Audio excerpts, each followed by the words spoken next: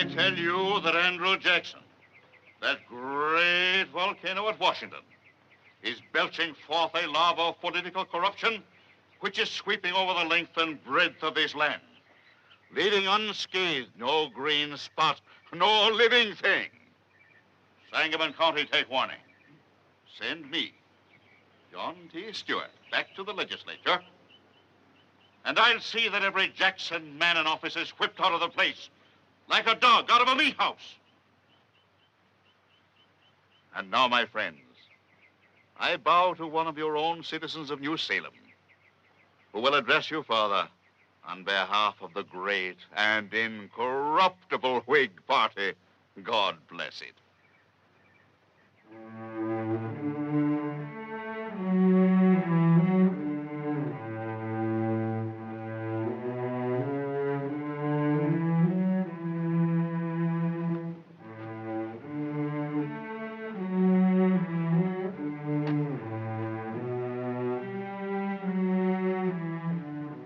Gentlemen and fellow citizens, I presume you all know who I am. I'm plain Abraham Lincoln. I've been solicited by many friends to become a candidate for the legislature. My politics are short and sweet, like the old woman's dance. I'm in favor of a national bank, of the internal improvement system, and high protective tariff. These are my sentiments and political principles. If elected, I shall be thankful. If not, it'll be all the same.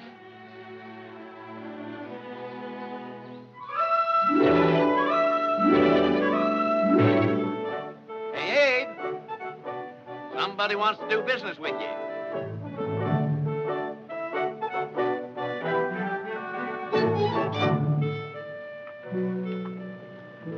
Howdy, ma'am.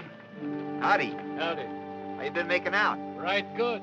We ain't hit the hard places yet. Won't you get down and rest yourself? Well, thank you. We was aiming to stretch a bit. My old woman figured on getting some flan in for shirts. I reckon that can be arranged. Yeah, but we ain't got any money. Well, you can send it to me. We don't aim to ask for no credit. If it leaves your mind any, ma'am, the whole shebang here is worked on credit. That's right, Abe. Barry and me never put up a penny to start with. From the way things look, we never will. Well, there's an old barrel in the wagon that might be worth 50 cents to some folks. Well, of course, there ain't much in it. Just some old things laying around the house, along with some books that belonged to my grandpappy. Books? Yeah, in the last barrel. Books. Well, you folks go in the store and help yourself. I'll go back and get the barrel.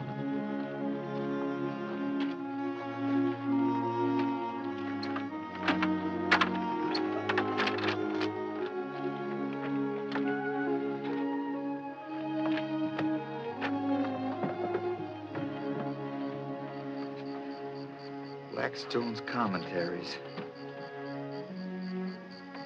That's law. Law. I knew that book was about something.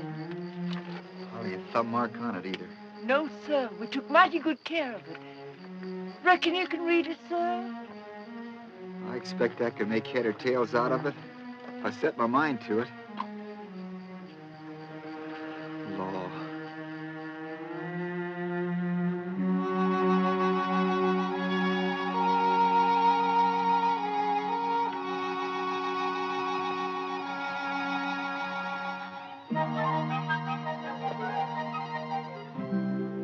Law. That's the rights of persons and the rights of things.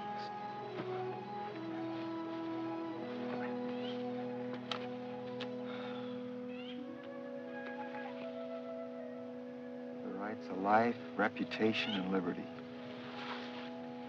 Rights to acquire and hold property.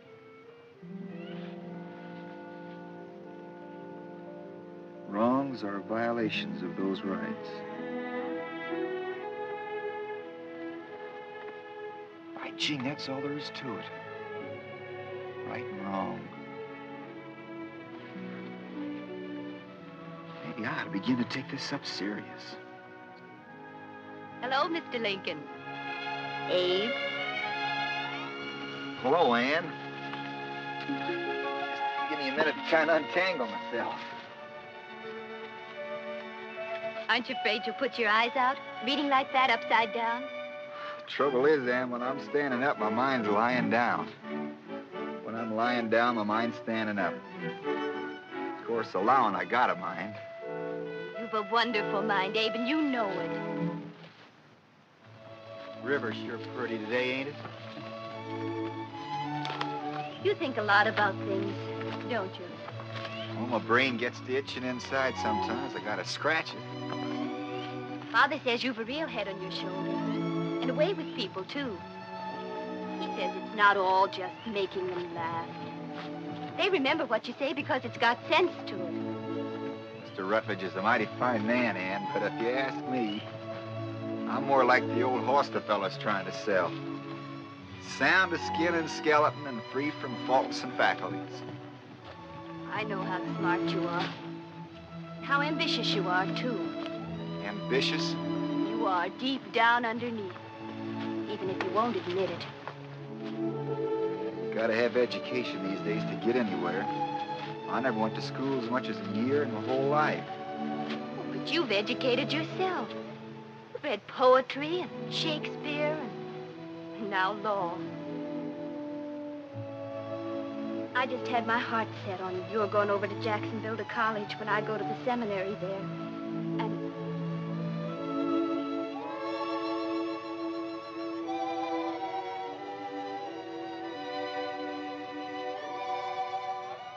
You're mighty pretty, Ann.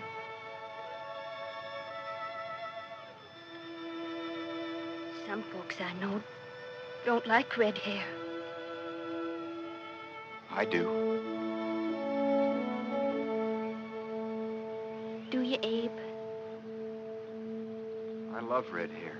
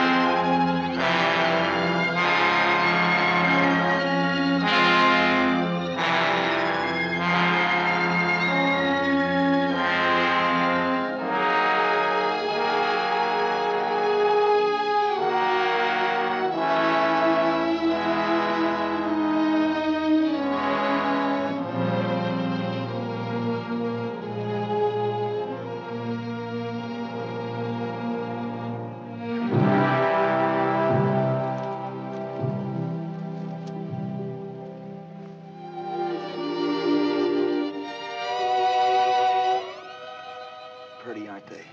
I got 'em at Bowling Green's place. You never saw anything like 'em in your life, sitting there in the snow like scared rabbits. Bet the woods are full of 'em, too. The snow's nice, ain't it, the way it's drifting? Ice is breaking up. It's coming into spring.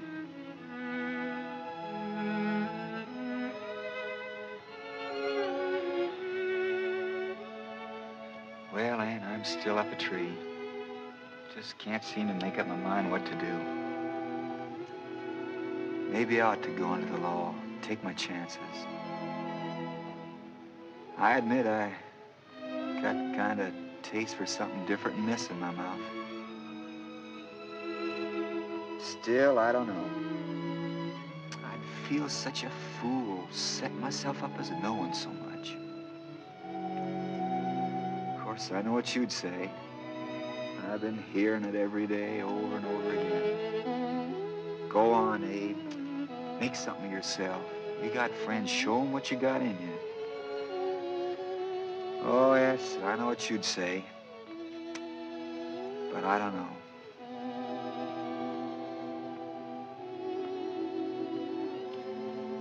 And I'll tell you what I'll do. I'll let the stick decide. If it falls back toward me, then I stay here as I always have.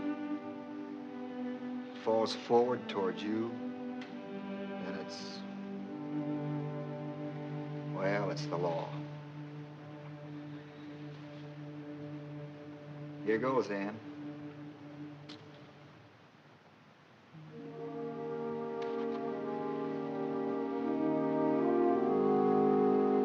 Well, Ann, you win. It's the law.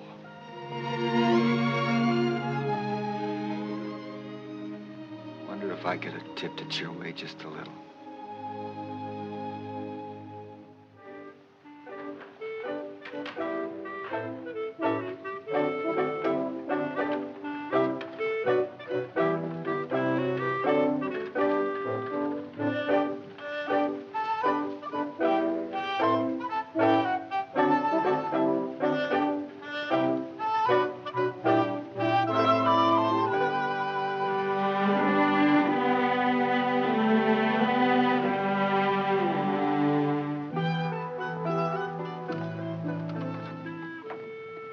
Hello, Abe. What are you doing in Springfield? Figuring on setting myself up as a lawyer. What do you know about law, Abe? Not enough to hurt me.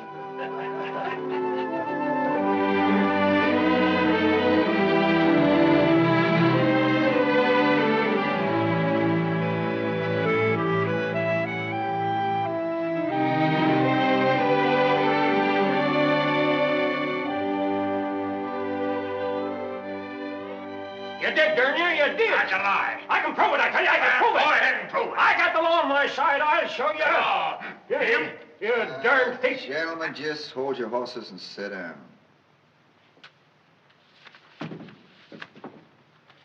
Now, Brother Woolridge, Yes, sir. Brother Hawthorne here says you agreed to furnish him 2 yokes of oxen to break up 20 acres of prairie side ground, He did such. and that you were to line to raise a crop of corn on another piece of land. That's right. But he never done one thing he promised. Not one. He claims further that when he talked to you about these promises, you did strike, beat, and knock him down, pluck, pull, and tear large quantities of hair from his head, and that with stick or fist you did strike him many blows on or about the face, head, breast, back, shoulders, hips, and divers other parts of the body. And with violence did push, thrust, and gouge your fingers in his eyes. Yeah, I got witnesses to prove it. And for that, he demands $250 damages. Yes, I do. Well, Brother Woolridge, what you got to say to that? You forgot to put in there about me whopping him with a neck yoke. Now, it says here, Brother Hawthorne, that you owe Brother Woolridge $55.47 board at the rate of $1.50 a week. And you owe him $90 for use of a team and wagon for 8 months, besides $100 cash on a loan. Yeah. No, I never said I didn't.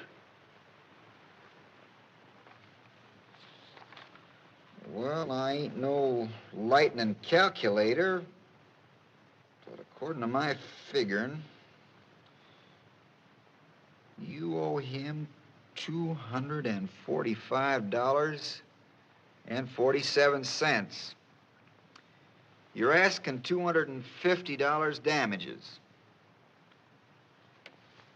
Now, my idea is to split the difference of $4.53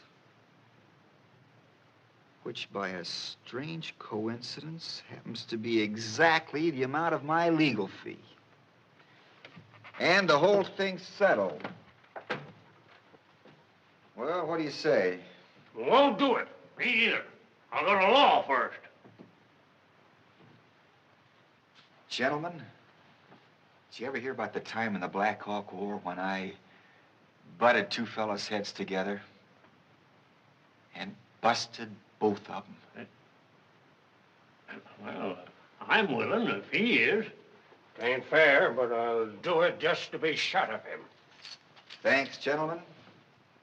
Well, that's going to save us all a heap of legal trouble and headaches.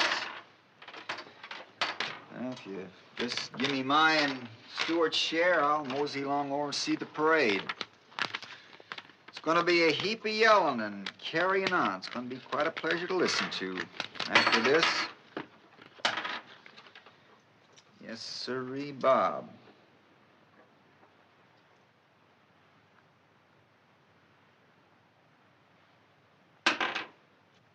Yes, sirree, Bob.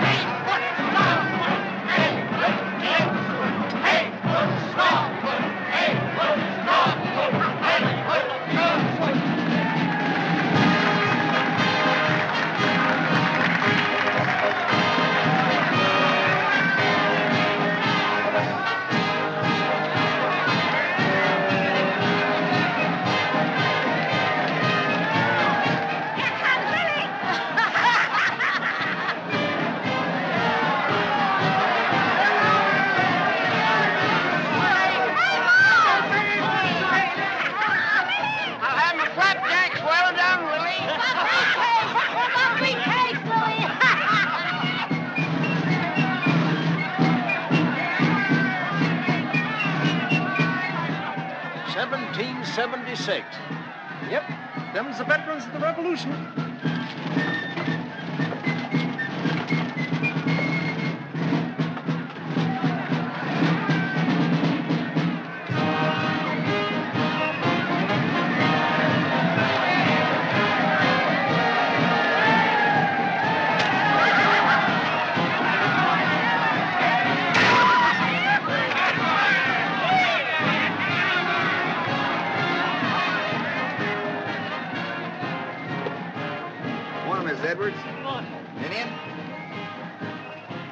Douglas? Mr. Lincoln. How are you, Miss Ricketts? Ladies? Nice parade, Ninian. Mary, this is Mr. Abraham Lincoln. This is my sister who's just come up from Lexington to visit us, Miss Mary Todd.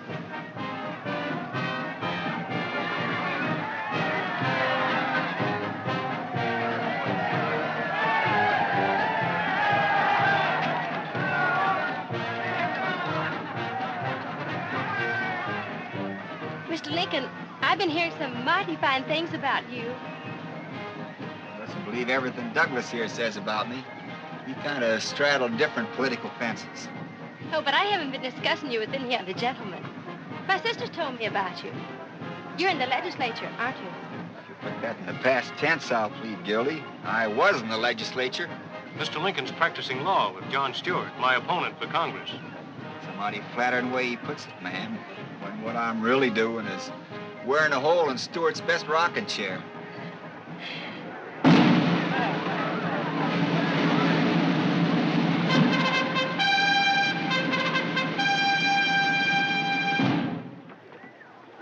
First, I thought it was that apple for sure.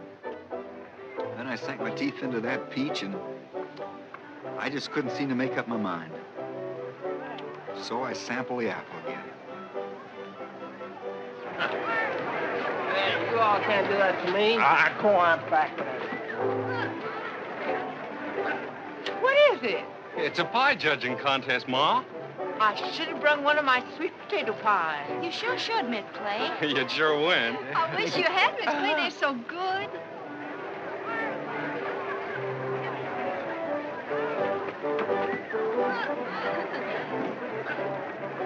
Look, he's sure hungry. Yes, he is.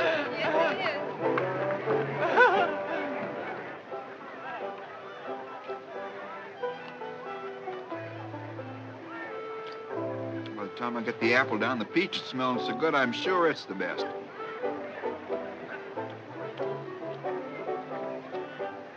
So it goes. First one, then the other.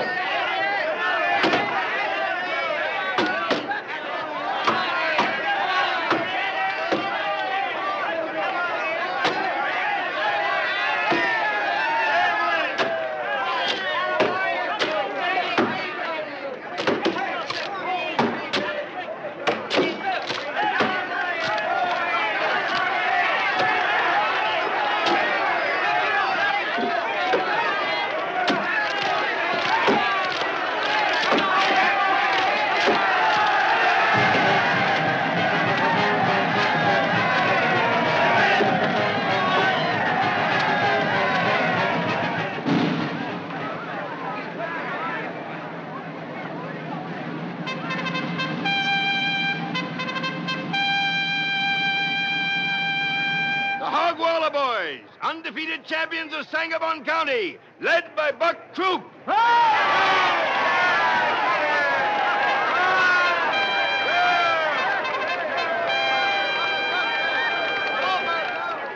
Speed Counter Demons, led by Eve Tyler.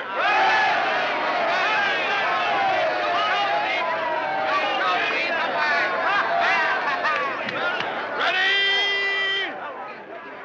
Get set. 1, 2, 3, go!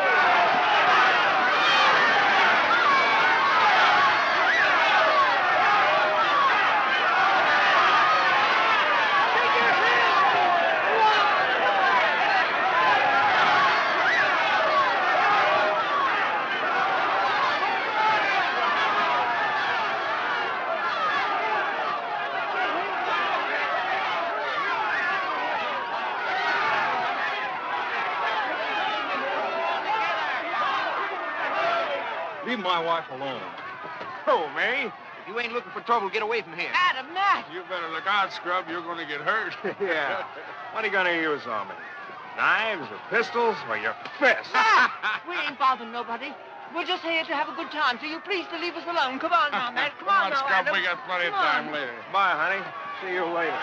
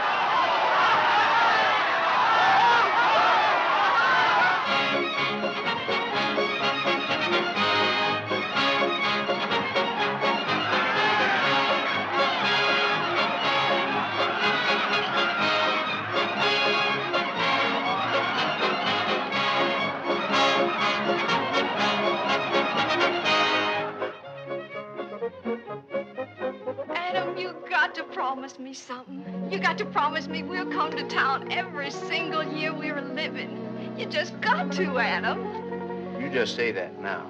You wait till we're married and have babies to tend to. That'll be different. No, it won't neither. Matt and Sarah have a baby and they came. Yeah, but maybe we'll have lots of babies. Maybe we'll have twins. Or something. I don't care. I don't care if we have 50 babies. Oh, Adam, you got to promise me. All right, Carrie Sue, I promise. Adam, I wished we was married right now. Like Sarah and Matt. I've been meaning to talk to your family about us as soon as we get home. Did you? Did you? Honest, Adam? Oh, Adam. Adam, let's go back. Let's hurry before the light to tar barrels, huh?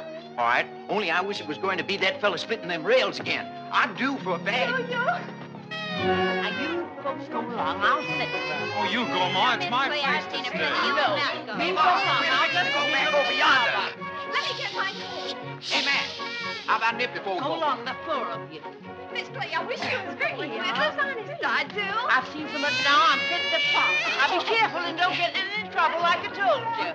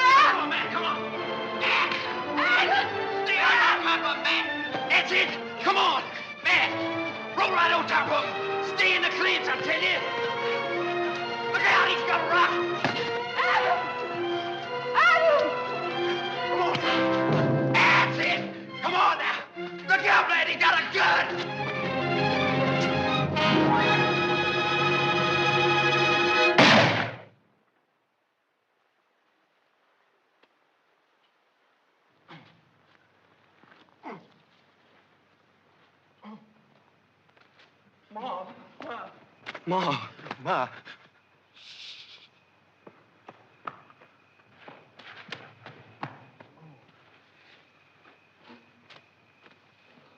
Cat. Scrub. Scrub! Oh, yes.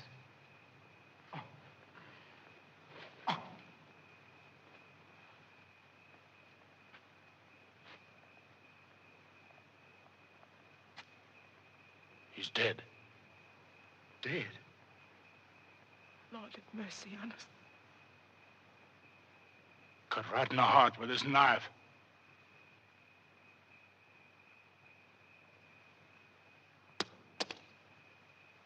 Get the sheriff. Ma. Get the sheriff.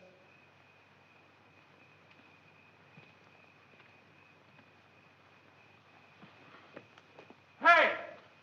Come over here, somebody! There's been a murder! Murder! Matt! Adam! Matt! Murder! Come over here, somebody! There's been a murder!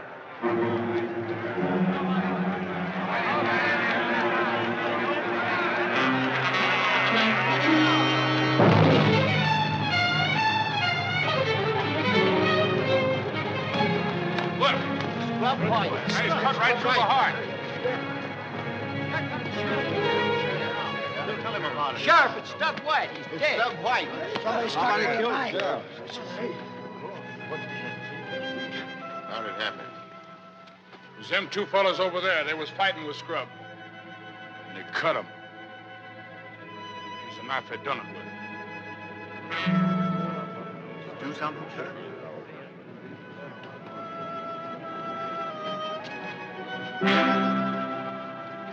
Which one of you fellas this knife here belonged to? Me. No, me. I want the truth now. Which one of you cut him? I did. That ain't so. I did it. I tell you, it was me. He came after me with a gun and One of you is lying. Now, which one is it? Which one is it? Anybody see it? I reckon I did. Who are you? their mother. Well, which one was it? I ain't saying. Matt, tell him you did. Well, don't make no difference anyhow. Under the law, they're both equally guilty. Sure. Come on, you're under arrest. Farmer Cass, I appoint you temporary deputy. Help me get these fellas down to the jail. Take them out now. Adam, tell him you didn't Jim, do it. you and take care. You stay here and take care of the body and this here knife. Now, don't let nobody touch nothing till I get back. You sure made a good job of him.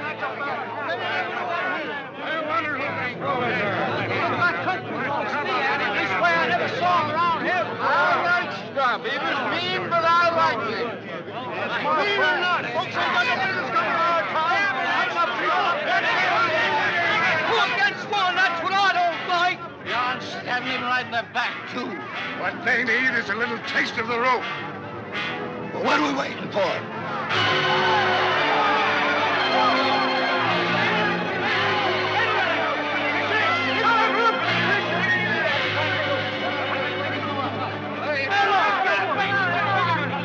Miss Clay, stop him. They're gonna lynch him, Abe. They're gonna lynch him.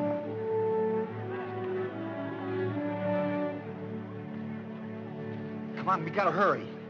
Who are you?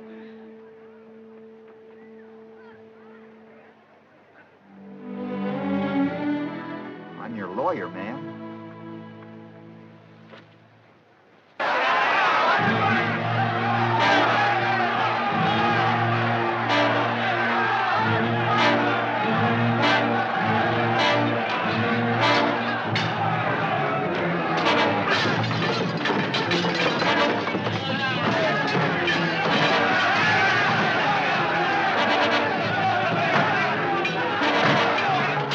Open it up, Sheriff! Let me out of here! Hey, they got a break here! Don't be a fool, they'll get out too! Can't help it, they got a bus.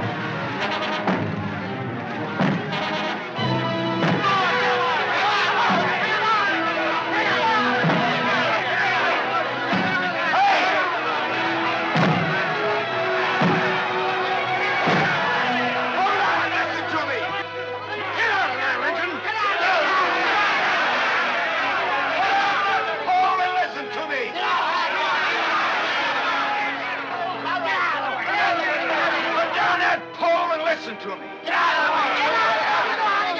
By Jing, I said listen to me. By Jing, you will. Now, gentlemen, I'm not up here to make any speeches. All I got to say is I can lick any man here, hands down. Come on, man! Come on! We're gonna let that man stand in our way! Hold on, Buck. I thought I'd find that big mouth of yours around here telling people what to do. I'm Big Buck, all right. I'm the biggest buck in this lick. Well, come on up and whet your horns. What's so? Are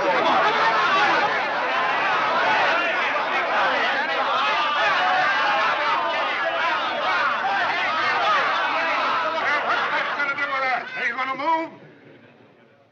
Get away, Lincoln. We're coming through.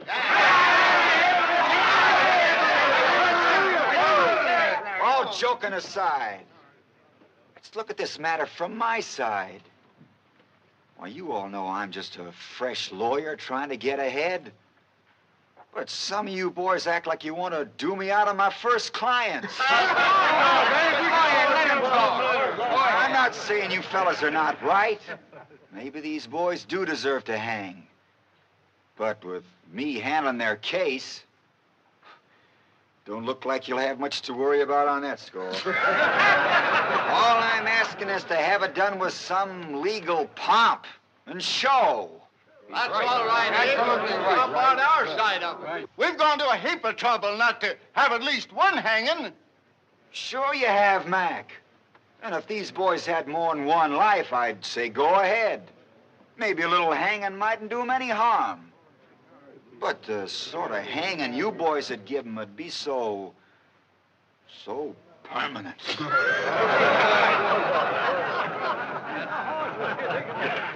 Trouble is, when men start taking the law into their own hands, they're just zapped in all the confusion and fun to start hanging somebody who's not a murderer as somebody who is. And the next thing you know, they're hanging one another just for fun. Till it gets to a place a man can't pass a tree or look at a rope without feeling uneasy.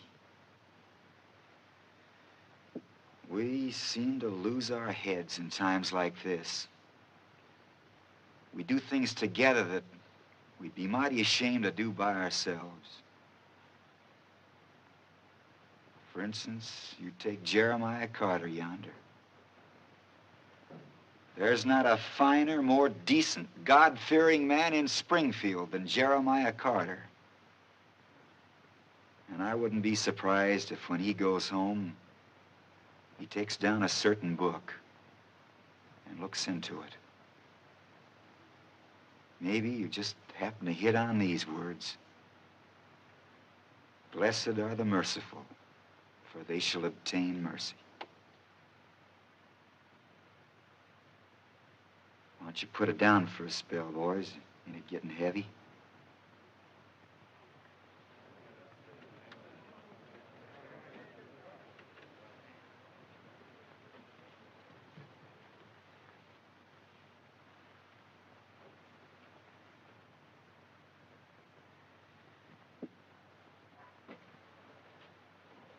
That's all I've got to say, friends. Good night.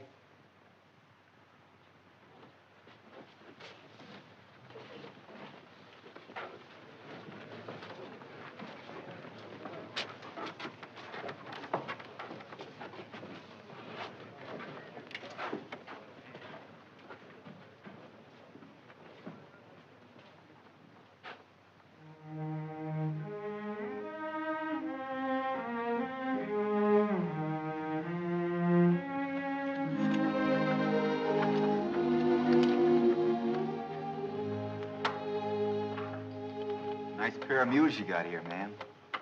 Well gentle. You won't let nothing happen to Adam and Matt.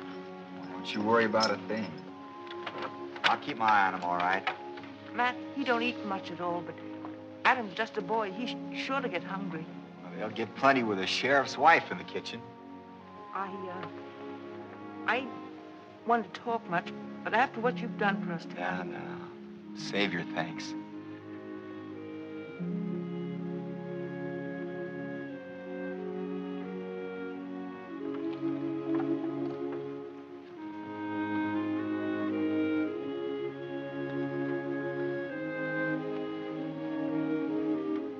Of course, you know, I'm just a sort of jackleg lawyer without much experience in this business. But as long as you want me, I'll do the best I can. Still, you might feel a lot safer if my partner was here, or you could get Steve Douglas. We don't know nothing about lawyers or that kind of thing. Well, at any rate, I'll drop around in the morning and have a little talk with the boys. One of these days, I'll take a ride into the country and let you ladies know how things are coming. You know, my mother, Nancy Hanks, would be just about your age if she was alive. Got an idea she'd be a whole lot like you two. A whole lot like you. Well, goodbye, ma'am. Watch out for the ruts. Get along, mule. Get in.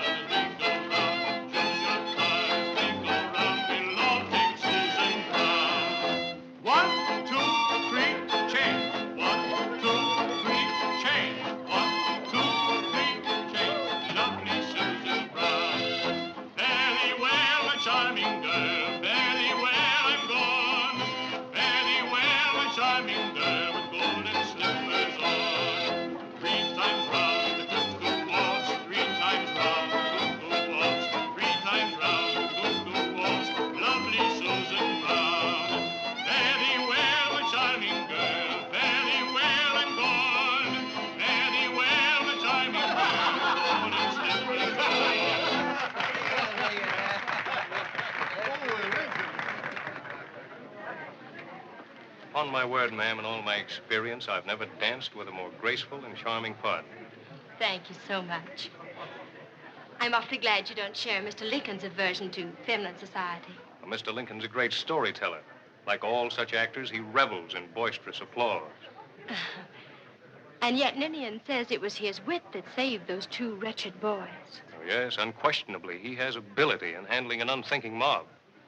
Not even his enemies deny he has a certain political talent. Mr. Lincoln, are you by any chance a member of the well-known Lincoln family of Massachusetts? Not by any chance I know of, sir. A very fine family, sir. Very fine. Then I'd say the evidence is all against us belonging to it. The Lincoln I ever knew might to hell of beans.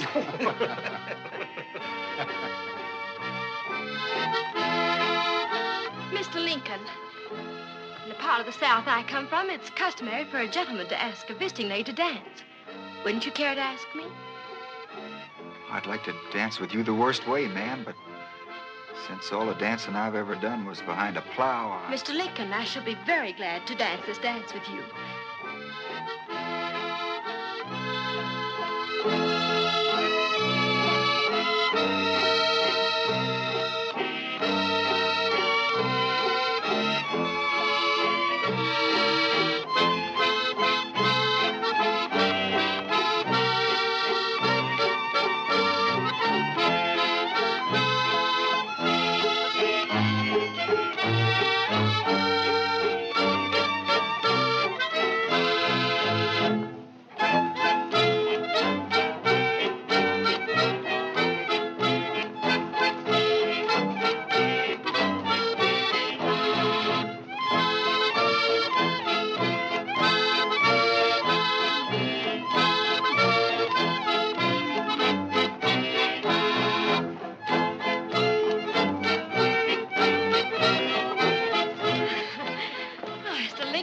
You're a man of honor. You said you wanted to dance with me the worst way, and I must say you've kept your word.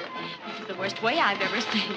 I warned you, ma'am. Should we go outside and talk instead of dancing, Mr. Lincoln? I'd be delighted, ma'am.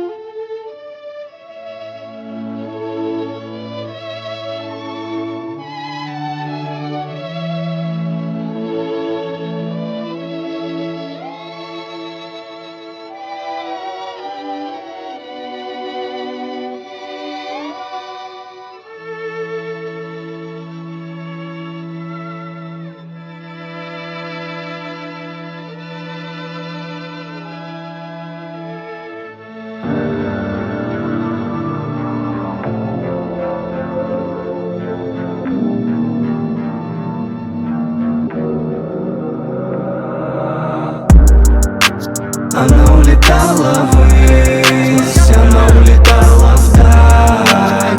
Теперь она с другим, теперь она не та. Как мне ее вернуть и как мне ей сказать? Теперь она с другим, теперь она не та. Завтра будет лучше, чем вчера. Я сегодня здесь, она где-то там. Вспомнит обо мне или забудет, но я знаю одно, но не хочу тебя терять. Тянутся ближе, но все дальше на расстоянии. Я не слышу ее голос, это так странно. Ее чувства ко мне тише, но нас так манит. Что ты сделала со мной, я не понимаю. После ты забудешь каждый миг. Сердце к тебе тянет, как магнит. Теперь ты где-то там, теперь там я. Скажи, зачем я думала это навсегда. Без тебя я не тот. Я прошу, просто знай. Я до сих пор не думал ни о чем, мысли про тебя. Она улетала ввысь, она улетала вдаль. Теперь она с другим, теперь она не та. Как мне ее вернуть и как мне ей сказать? Теперь она с другим, шаг за шагом и день за днем, забывая милый образ и голос твой. Не смогли нас уберечь, это наше все. Наше горе одолеть, пусть горит огнем. Просто знай, нас не вернуть, я так устал. Наша жизнь будто кино или сериал, и ты словно героиня этих мелодрам. Жаль, нас больше не вернуть, детка, очень жаль. Я взлетаю ввысь, я по твоим следам. Я был один, и ты теперь одна. Как же ты могла? Оставишь в сердце след, его тебе дарю. Ты причиняешь боль, но ты моя, я тебя. Она улетала ввысь, она улетала вдаль. Теперь она с другим, теперь она не та. Как мне ее вернуть и как мне ей сказать? Теперь она с другим, теперь она не та.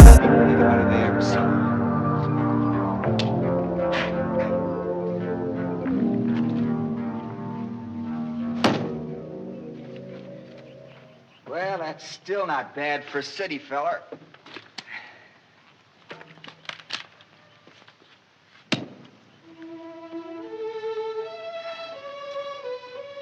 This house certainly takes me back to the time when I was just a little old shirt-tail boy in Kentucky. Our place is just about this size, too. One window, I remember, and dirt floor. Some wild crabapple trees out in the front yard. The big hearth inside where I used to stretch out while my mother read to me. I'll never forget how bad I felt the day we decided to pull up stakes and head for Indiana.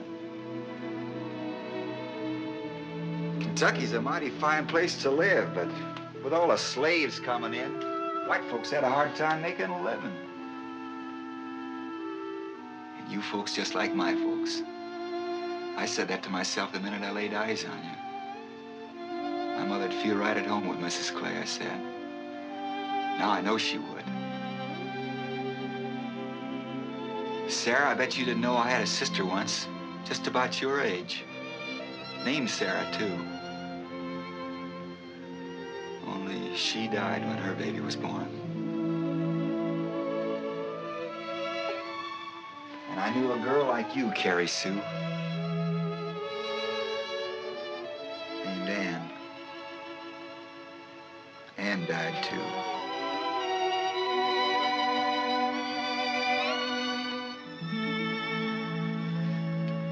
Well, finished reading your letters yet? I read mine by myself, too. I never learned to read yet. I thought maybe you'd read it to me. Why, certainly. I'll be glad to.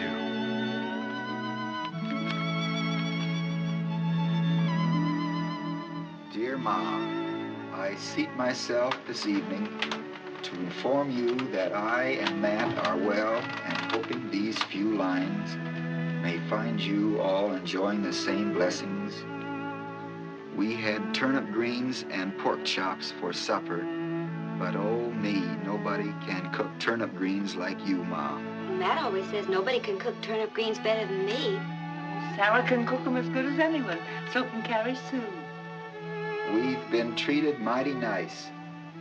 The sheriff says he never had anybody in here who could beat me playing checkers.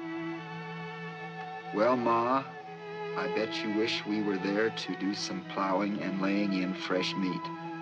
Oh, me, wouldn't a squirrel stew taste good? Yeah. Them boys were great ones for hunting. A preacher comes in regular and reads us the Bible. I'm fixing to learn me a whole psalm if I don't get hung first. Well, my pen is bad, my ink is pale. My love for you will never fail. Adam.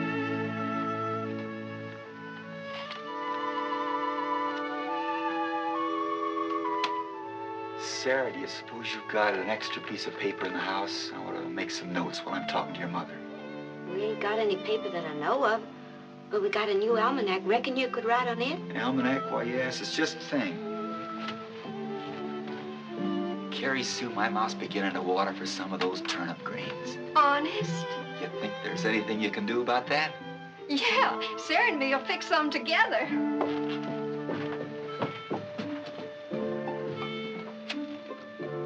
Thanks, Sarah.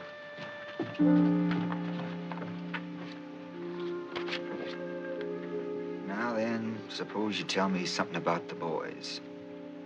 Well, there ain't very much to tell. Your husband, he died? Yeah, the summer after we got here. We just finished building the house. It's a fine house, all right. Not a nail in it. No, he was mighty good with his hands.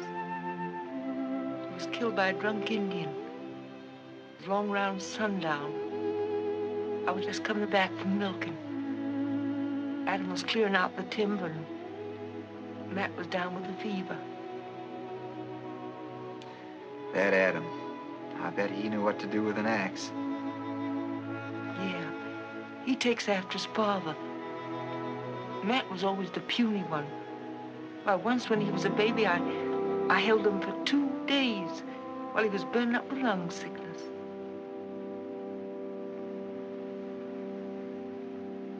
Mrs. Clay, which one of your boys killed Scrub White?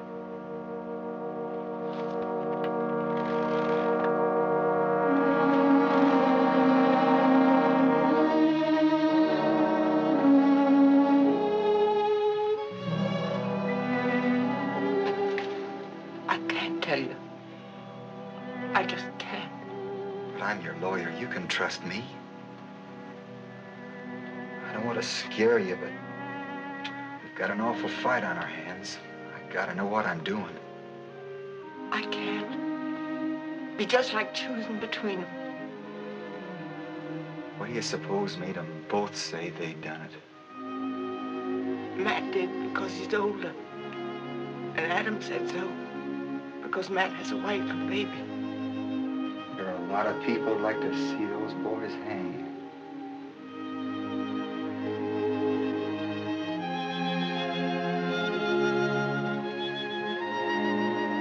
I know, but I just can't. I got a pack of witnesses. A lot of mighty fine lawyers on the other side. It ain't no use. I can't.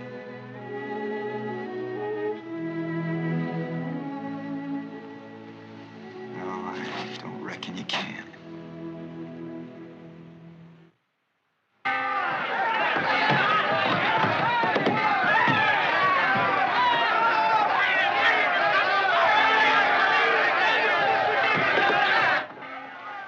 Better take him in the back door, Sheriff.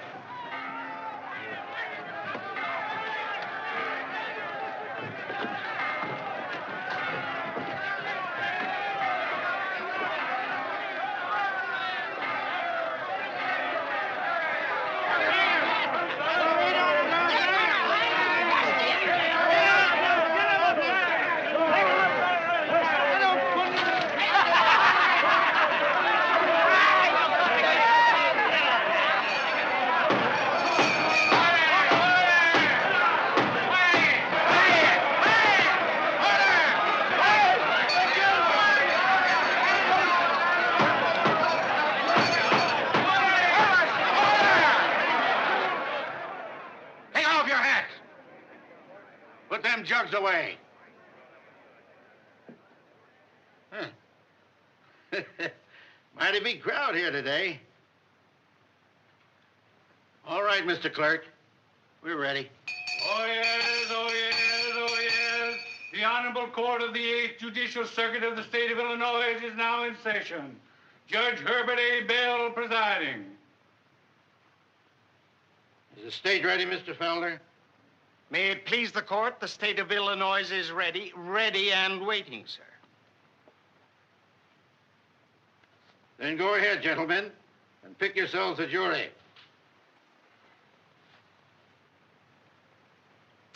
So your name's Bill Killian. Yes, sir.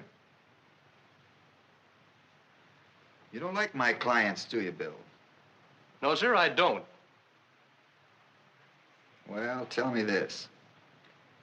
You any kin to old Jake Killian you slipped down New Salem?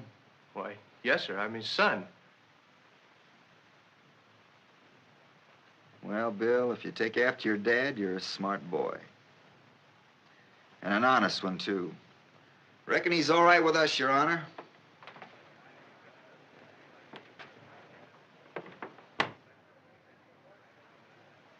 Clarence, how you stand on capital punishment? You mean, do I want to see them two fellas hung? I do. You're a blacksmith, aren't you? Sure. Well, there's going to be a heap of horseshoeing around here this week. I wouldn't want to keep you from your job. You're excused. Get going, Clarence. You say you've never discussed this case. No, sir, I never did. Ever hear anybody else discuss it? No, sir. How long you been a barber in this town? Oh, about 18 years going on. And you never heard it mentioned? No, sir, not that I remember. Do you know the gentleman who's prosecuting this case, Mr. Felder? I guess I know him. Then you're excused. Your Honor, this is a waste of time. Mr. Lincoln should know that the mere fact that a prospective juror knows counsel for the state does not disqualify him. I know that, John. What I'm afraid of is that some of the jurors might not know you. And that'd put me at a great disadvantage.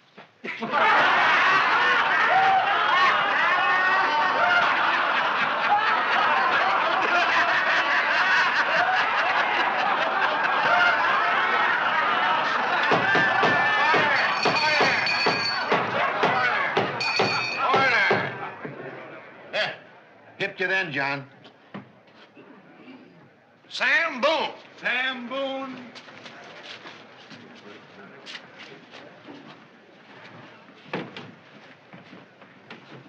Guilty. No, Sam. Sit down. Sit down. You drink liquor, Sam? Yep. Cuss? Go to church regular? Enjoy hangings?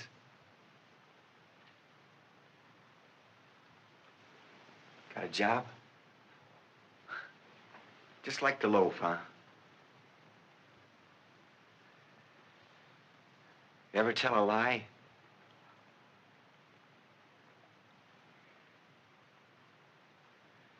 Well, you're just the kind of honest man we want on this jury. Take your place.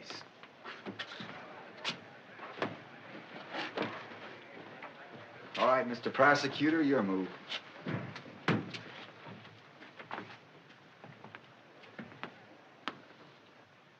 Gentlemen of the jury, thou shalt not kill. So says the sixth commandment as handed down to Moses on Mount Sinai by the Lord God of Israel himself. Thou shalt not kill. But Matt and Adam Clay did not heed that command. They killed Scrub White. 2 against 1. They came at him with their deadly weapons. 2 against 1, and that one, a peace-loving servant of the law. From all I hear, Scrub was doing some mighty fancy fighting for a peace-loving man. True, Mr. Lincoln, true. For Scrub White was a man, an American, in whose veins flowed the blood of pioneers who braved the wilderness to make this great state what it is. He fought in self-defense as he would have fought against the wild beasts of the forest, for Scrub White loved life. He loved the blue of God's heaven, the soft caress of the south wind. He loved life, but he is dead. And there, gentlemen, there sit his murderers. I tell you, gentlemen, they must be wiped out as a man wipeth a plate.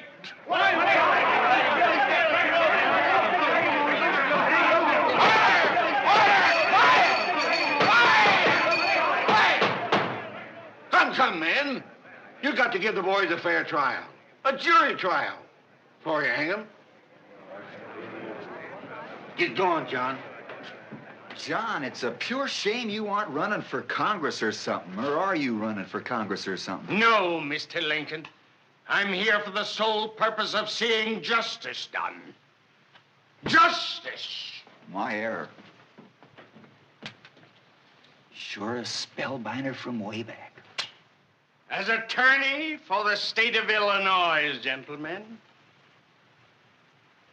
I shall prove that by their own confessions, the defendants did stab unto death the deceased. I shall prove that they were under the influence of an alcoholic beverage at the time.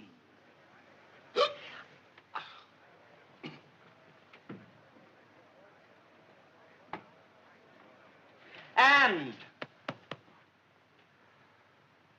when I have proven these facts, gentlemen, I expect you as 12 loyal, intelligent, red-blooded citizens to find Adam and Matt Clay guilty of murder.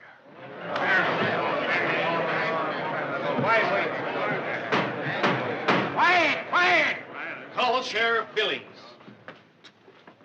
Hi, Gil. You solemnly swear to tell the truth, the whole I truth, nothing do. but the truth, so help you God. Sheriff, have you ever seen this knife before? Yes, sir. That's the knife they killed Scrub White with. Did you see him do it with a knife? No, but I just wanted to get you back in your groove. Go ahead. Your Honor, I must insist, if the learned counsel for the defense wishes to object, let him address the court, not my witness. You heard that, Abe. One thing more, Sheriff. Did you visit the wagon owned by the defendants? Yes, sir. Yes. And what did you find there? Jug of liquor, about 3/4 full. Did the boys deny they'd been drinking on the night of the crime? No, sir. They said they'd had a snort or two, as usual. As usual. Yes, sir. That's what they said, as usual. Thank you, Sheriff. Your witness? Where's the jug now? In my jail? Empty? Well, there's some left. How much? About 1/4 full. Who drank it? Well, Never mind. That'll be our little secret. Tell me this. Did Scrub White have a pistol? he was a deputy. He had to have one. Do you know if he tried to use it on the defendants? No, sir. You don't know he didn't? No, sir. Sheriff, did you ever hear about the fix the man was in when he was coming down the road with a pitchfork on his shoulder and farmer's dog ran out and bit him on the leg? No, sir. That must have been out in my district. Well, then you probably don't recall that in defending himself, he stuck one of the prongs of the pitchfork into the dog and killed him. Farmer got pretty mad. "What made you kill my dog?" he said. Well, the fellow said, "What made your dog bite me?" Well, the farmer says, why didn't you go after him with the other end? To which the man replied, "Well, why didn't your dog come at me with the other end?" Pretty good, Gil.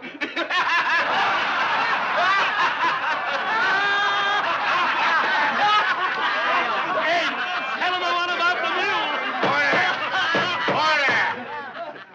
on, Lincoln.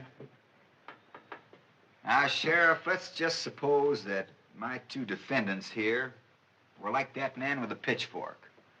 Only, let's say, they've got a knife. And Scrub White was the farmer's dog, only instead of teeth, he's got a pistol.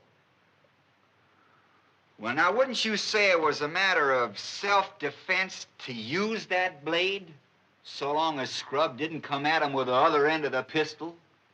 Your Honor, I object and move that these remarks be stricken from the record.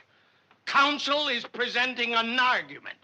The counsel's remarks will be stricken from the record. The jury will disregard them. Now, you jurors, watch out. Don't remember about that dog. That's all. Just a moment. You don't, of your own knowledge, know that Scrub White came at them with the shooting end of the pistol, do you? No, sir. Therefore, That's the end the bullets usually come from, isn't it? Yes, sir. but you didn't see a shot fired, did you? No, sir. Then You heard it. I heard something sounded like a shot. What do you figure you're best at, seeing or hearing? Well, both. That's what I figured. Step down. if you call Palmer Cass. Palmer Cass takes the stand.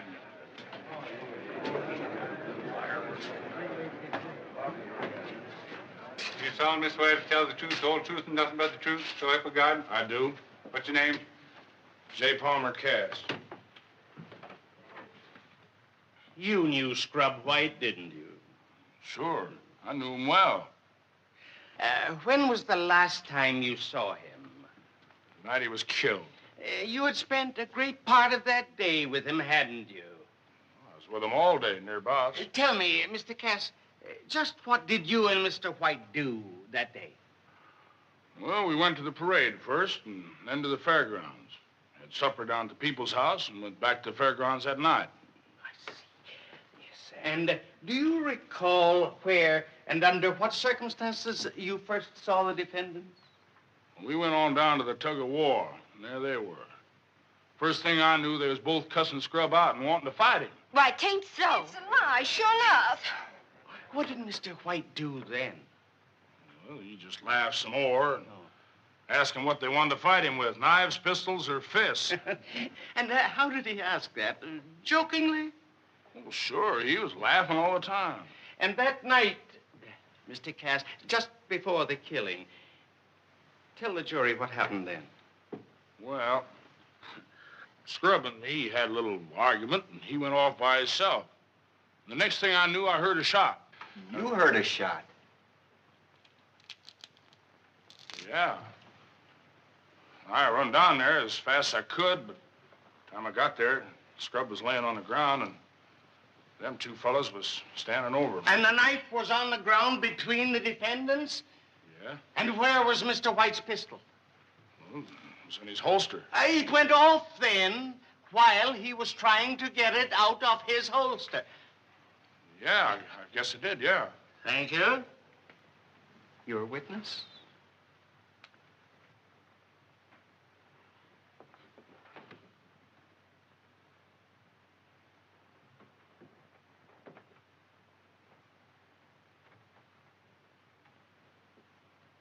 You say your name's J. Palmer Cass. Yeah? What's the J stand for? John. Anybody ever call you Jack? Yeah. Why J. Palmer Cass? Why not John P. Cass? Anything the matter with John P.? No, but... Has J. Palmer Cass anything to conceal? No. Then what do you part your name in the middle for? Well, I got a right to call myself anything I please, as long as it's my own name. Well, if it's all the same to you, I'll just call you Jack Cass.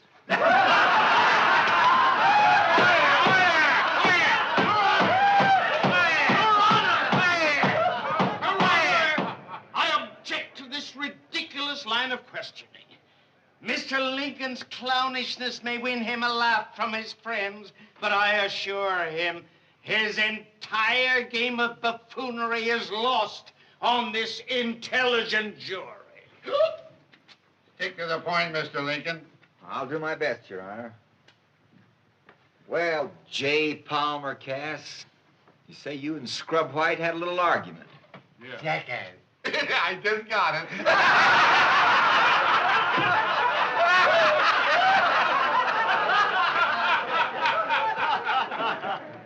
What kind of an argument? I'd rather not say. Oh, you'd rather not say. Well, Jack, suppose I told you I'd rather you did say. All right. You want to know, so I'll tell you. We was arguing about politics. Well, that's something new to argue about. I found out a lot different since. But I said I figured you had more sense in politics than Steve Douglas.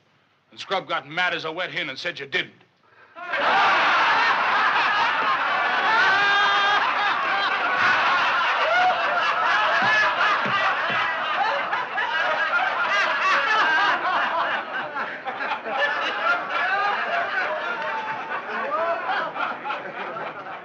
Well, Mr. Cass, I reckon we can let all you said go in till we've heard from my side. Step down.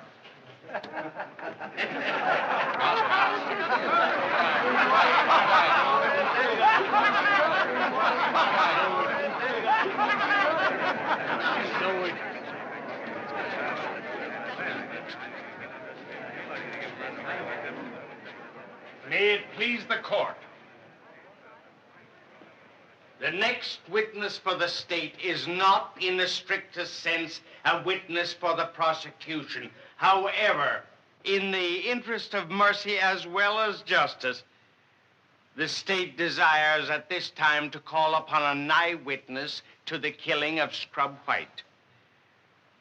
Mrs. Abigail Clay. Miss Clay? Don't tell him I did it. Miss Clay?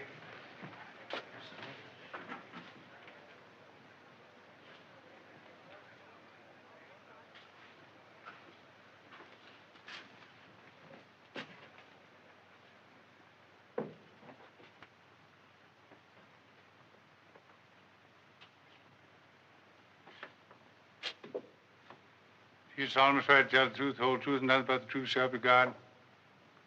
Bible. Say I do. I do. Take a stand.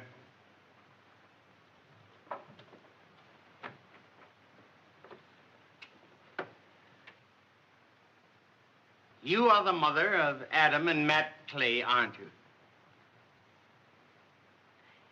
You love your boys, don't you?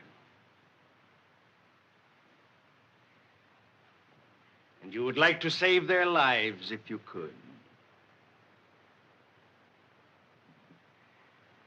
I'm sure you would, Mrs. Clay. You were present the night Scrub White was killed, weren't you? I saw them fight. No, don't be afraid of me, Mrs. Clay. I'm not a bloodthirsty man. I have no desire to see you lose your two boys. In fact, no man could wish that less. So, on behalf of the great state of Illinois, on behalf of the people, I am prepared to offer you the life of one of your sons, provided you tell us which one of your boys stabbed and killed Scrub White. Don't prompt her, Mr. Lincoln. Let her answer. I can't. Mrs. Clay, you believe in God? You believe that if you take a sacred oath in the sight of God and on his holy Bible, that you are bound to speak the truth? Yes, but I can't. I just can't. Mrs. Clay, do you appreciate the grave situation your two boys are in? Don't you know that under the law they are equally guilty of murder? That under the law they may both be hanged for it? But I can't tell you. And you can't make me. Don't you understand? I am offering you the life of one son. Take it and tell us which boy killed Scrub White. No! No! Don't you know this court can make you answer my question? Don't you know that you can be sent to jail yourself? That shielding a criminal makes you an accessory to that crime? That by your mistaken affection, you are deliberately sending both boys to the gallows? Don't you know? Enough of that. Your Honor, I protest against the prosecution's attempt to force this woman to decide which of her two sons shall live and which shall die. In her eyes, these boys hold an equal place. Perhaps if my learned friend knew more of the law. I may not know so much of law, Mr. Felder, but I know what's right and what's wrong. And I know what you're asking is wrong.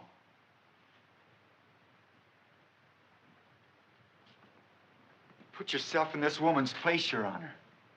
Can you truthfully say you'd do differently? But look at her. She's just a simple, ordinary countrywoman. She can't even write her own name. Yet has she no feelings? No heart? I've seen Abigail Clay exactly 3 times in my life, gentlemen. And yet I know everything there is to know about her. I know her because I've seen hundreds of women just like her, working in the fields, kitchens, hovering over some sick and helpless child. Women who say little but do much, who ask for nothing and give all. And I tell you that such a woman will never answer the question that's been put to her here. Never. I'd rather, Mrs. Clay, see you lose both your boys than to see you break your heart trying to save one at the expense of the other. So don't tell them. May it please the court. To save the jury any more of these harrowing outbursts, the state will withdraw the question and excuse the witness.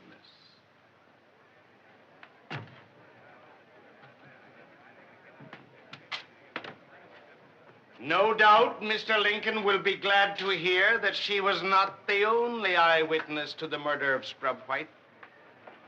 Recall Palmer Cass to the stand.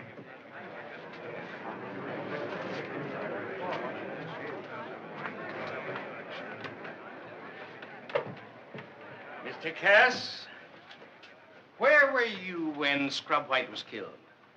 It was about 100 yards away, I reckon. And you saw the killing with your own eyes? Yes, sir. I did.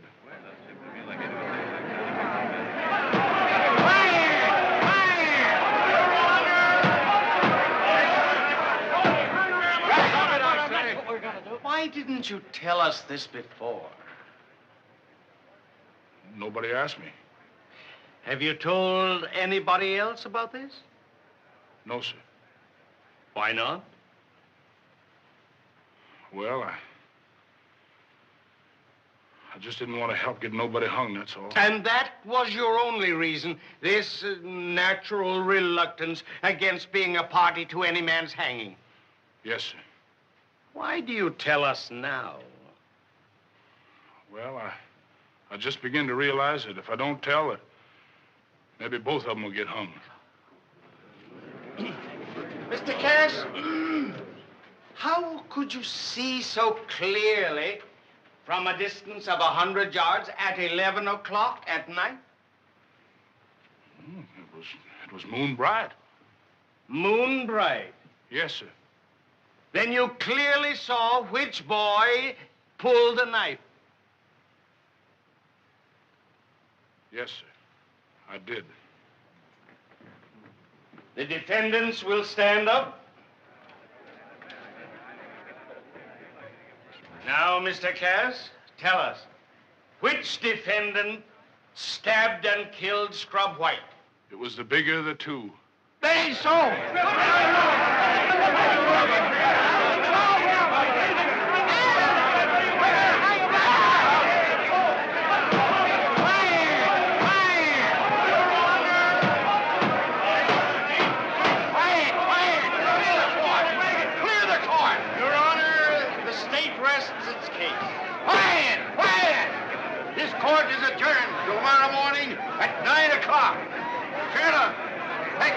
away.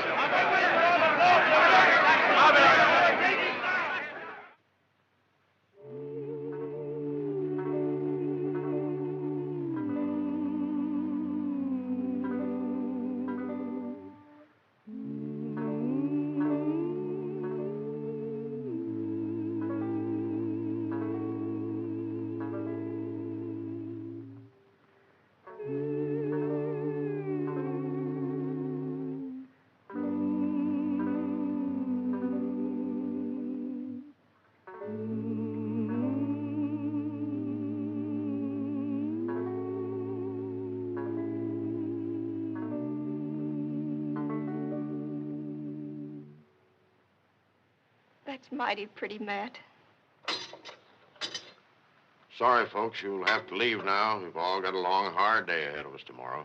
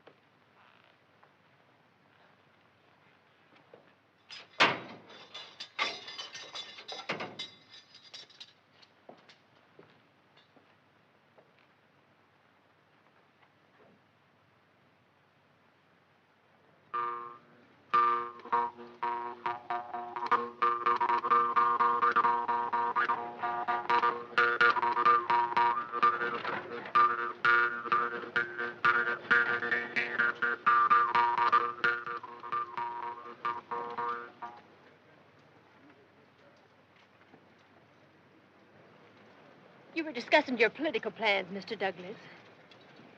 Please go on.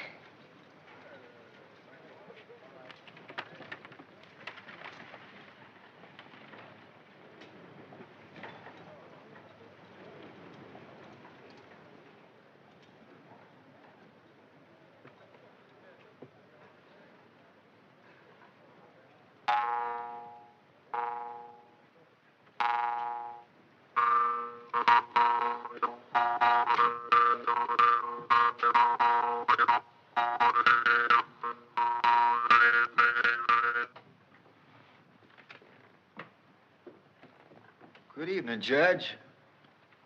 Doggone it. Lincoln, this is against all my principles, but I want to talk to you as an older man. Go ahead, Judge. I'm listening.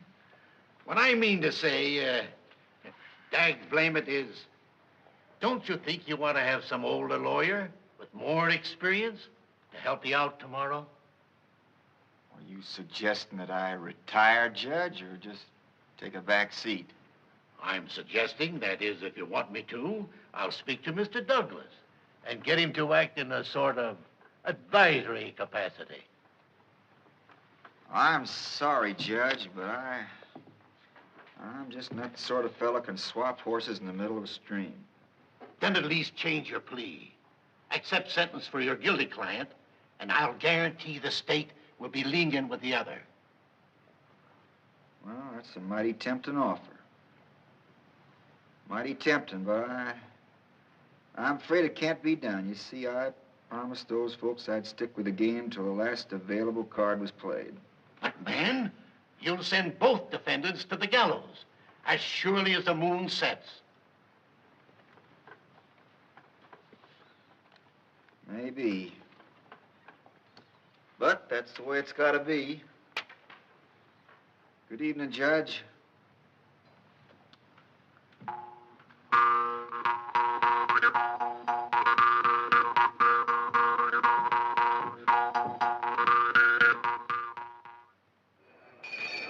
Order in the court.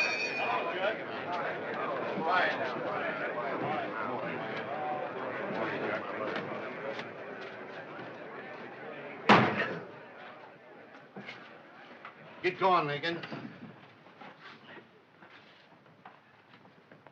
Your Honor, the defense wishes at this time to cross-examine the last witness for the state, Palmer Cass. Palmer Cass.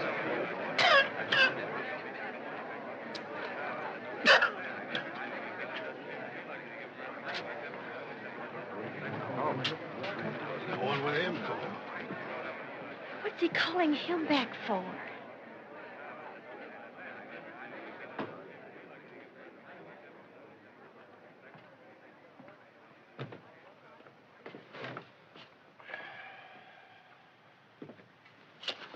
Mr. Cass, yesterday you identified Matt Clay as the killer of Scrub White. Yes, I did. You're sure of that? Sure, I'm sure. I just wanted to know. You say you were about 100 yards from the scene of the fight? Just about, yeah. Are you familiar with the land over there? Yes, sir. What's the nature of the layout? Well, there's a little clearing. Any trees? A few. Where are they? Well, they're between the clearing and the fairground. And you saw right through the trees? No, sir. I was already through the trees when I saw them fighting. Oh, I see.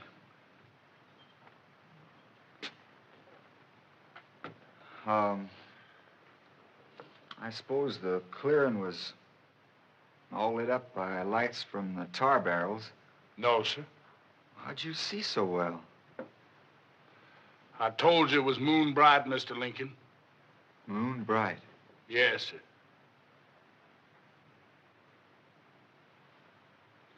Of course, if it hadn't been moon bright, you couldn't have seen 100 yards, could you? Of course not. But you did see it. I told you I saw it, didn't I? What's he driving at? And, the only reason you're telling us this now is because you feel sorry for one of the defendants. Well, I didn't want to see them both get hung. I don't reckon you'd lie about a thing like that.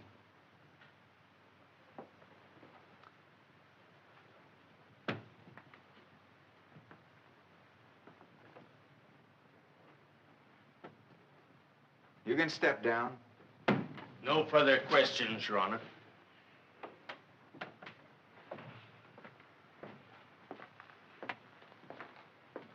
Oh, Mr. Cass, I forgot there's just one other question I want to ask you. Cass, what'd you have against Scrub White? Well, nothing. What'd you kill him for, then? Kill him? Well, I don't know what you're talking about, Lincoln. Yes, you do. Look at this. Go on, look at it. It's the Farmer's Almanac. Go ahead, look at it. Look at page 12. You see what it says about the moon? That the moon was only in its first quarter that night and set at 10:21, 40 minutes before the killing took place. So, you see, it couldn't have been moon bright, could it? You lied, didn't you, Cass? And you weren't trying to save these boys' necks, were you? You were trying to save your own, weren't you? Well, come on, weren't you? No. Well, then what'd you lie for? I didn't lie. Oh, yes, you did. It's as plain as a nose on your face, but why? Why did you lie about the moonlight? I don't know what you're talking about, Lincoln. I'll tell you what I'm talking about. You lied because you had a fight with Scrub White, but it wasn't about politics. You never mentioned politics. That was your first lie, wasn't it? It was politics, no, I tell you. you It were was. fighting about something else. Maybe it was money. No. Maybe you owed him money, or maybe he owed you some, or maybe he was getting a little graft here and there, and you wanted to get in on it. That ain't true. Maybe it was some girl. No, that ain't right. Well, what was it? It was one of those things. No. Something made you want to get rid of Scrub. Well, you're crazy. Scrub was my friend. Maybe. Just the same, you lied. Now, why? Come on, tell us. Why did you say you saw what happened when you didn't see? What? Well, I'll tell you what happened. You heard a row, and you saw the fight start, and you come running, and you saw that Scrub was still living. And right there on the ground, you saw the knife that Matt had dropped. And you bent over him, and you picked up the knife. And your body hid what you were doing. No. And you stabbed him. No, I didn't. You stabbed him in the back and killed him. And these two boys, Matt and Adam, They each knew that he didn't do it. Therefore, each thought the other did it. And their mother, she saw the knife in Matt's hand, but she couldn't say so without putting a rope around his neck. And you killed him. No. And you lied. And your lie tripped you up. No. That crude, cold-blooded lie that was going to cover up the crime that you committed. No. The lie you can't deny. Now, can you? No. Can you? Answer me. You did kill him, didn't you? Didn't you? I didn't mean to kill him. I was drunk. I was drinking all day. He was my friend. I didn't mean to kill him. Honest, I didn't mean to kill him. I was drunk. No more questions, Your Honor. Your witness.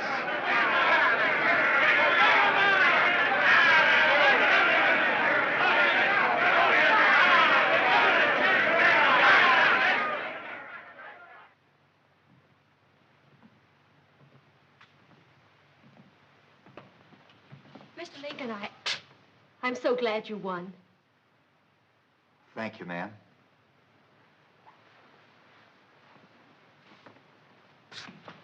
Mr. Lincoln, my congratulations. Thank you, Mr. Douglas. Yesterday, I made some remarks about you that I now publicly retract. Furthermore, I give you my sincere promise never to make the mistake of underrating you again. Well, Steve, I don't reckon either of us better underrate each other from here in. Good day. Hurry up, Abe. The crowd's waiting.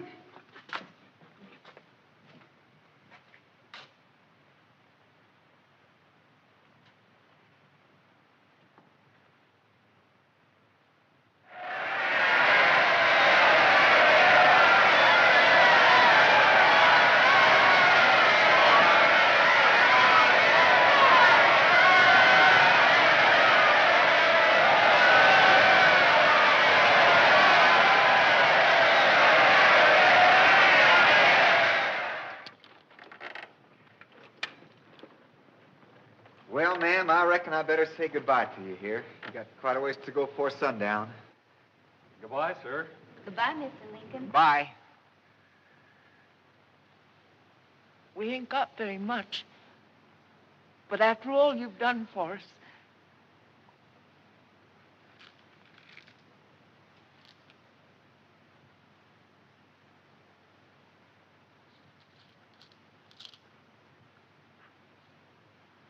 Thank you, ma'am.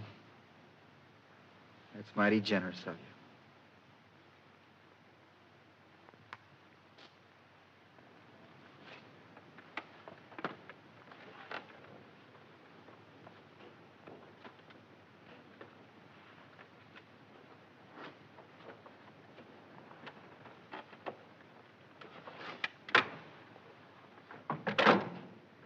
Watch out for the ruts, ma'am. Get out, mules. Get out.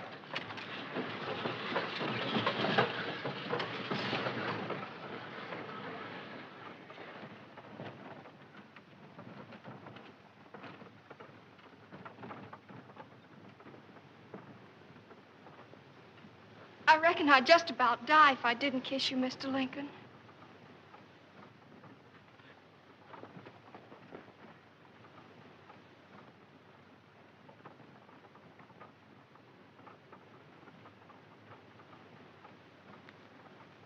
Ain't you going back, Abe? No, I think I might.